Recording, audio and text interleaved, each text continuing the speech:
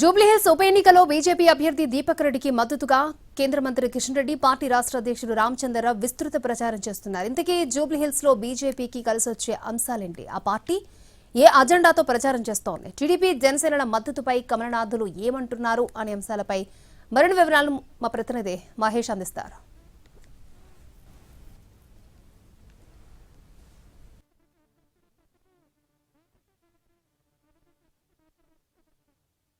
BJP Jubilee Hills ఎన్నికల్లో ప్రతిష్టాత్మకంగా తీసుకుంది. ఎట్టి పరిస్థితుల్లో కూడా ఈ ఎన్నికల్లో తమ సత్తా చాటాలని చెప్పేసి ఆ పార్టీ భావిస్తుంది.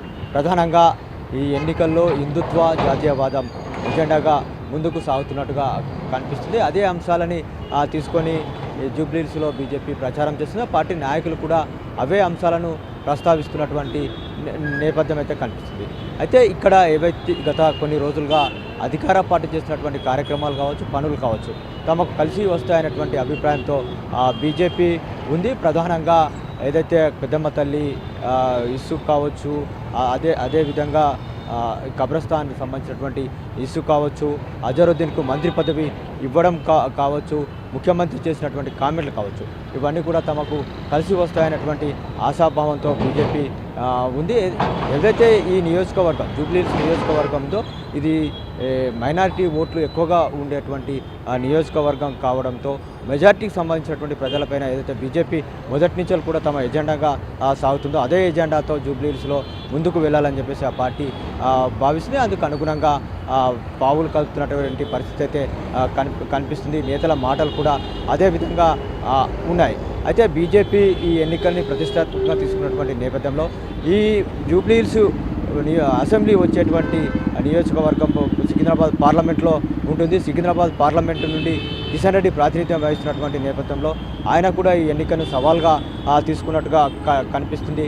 ఇక్కడ అభ్యర్థి తానే అన్నట్టుగా ఆయన ప్రతిరోజు కూడా ప్రచారం చేస్తున్నాడు. అంతేకాకుండా మిగతా నేతలతో కూడా సమన్వయం చేస్తూ కార్యక్రమాల రూపకల్పనలో కూడా కీలకంగా ఆయన వ్యవహరిస్తున్నటువంటి పరిస్థితి అయితే కనిపిస్తుంది. అంతేకాకుండా బీజేపీకి సంబంధించినటువంటి ఎంపీలు, ఎమ్మెల్యేలు కూడా డివిజన్లలో, బూత్లలో తిరుగుతున్నటువంటి పరిస్థితి ఉంది. బీజేపీ ఇప్పటికే 2 సార్లు మహాపాదయాత్రలను ఈ నియోజకవర్గంలో చేసింది. అయితే గత 2023 అసెంబ్లీ ఎన్నికల్లో బీజేపీకి కేవలం 26,000 ఓట్లు మాత్రమే రావడం జరిగింది. ఈసారి ఆ ఓట్లను భారీగా పెరిగేటువంటి అవకాశం ఉంది. అయితే 2024 పార్లమెంట్ ఎన్నికల్లో మాత్రం బీజేపీ ఇక్కడ 2వ స్థానంలో వచ్చింది. అసెంబ్లీ పరిధిలో దాదాపుగా 64,000 ఓట్లు ఆ పార్టీకి వచ్చినటువంటి నేపథ్యంలో అదే పరిస్థితి ఈసారి కూడా పునరావృతమవుతుంది. తమ యొక్క ఓట్లు కూడా పెరుగుతాయని చెప్పేసి ఆ పార్టీ భావిస్తుంది. అయితే 2023 ఎన్నికల్లో తాము ఏదైతే టీడీపీ కానీ అదేవిధంగా జనసేన కానీ ఎన్డీఏ భాగస్వామ్య పక్షాలు కావు.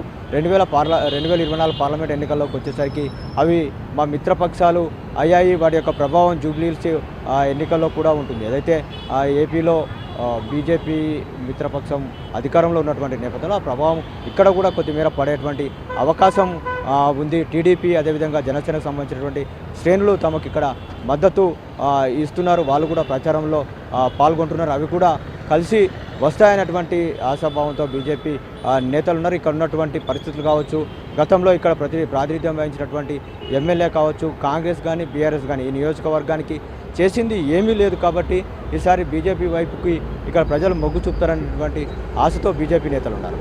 కెమెరామెన్ అశోక్ గౌడ్తో మహేష్, ఎన్టీవీ, హైదరాబాద్.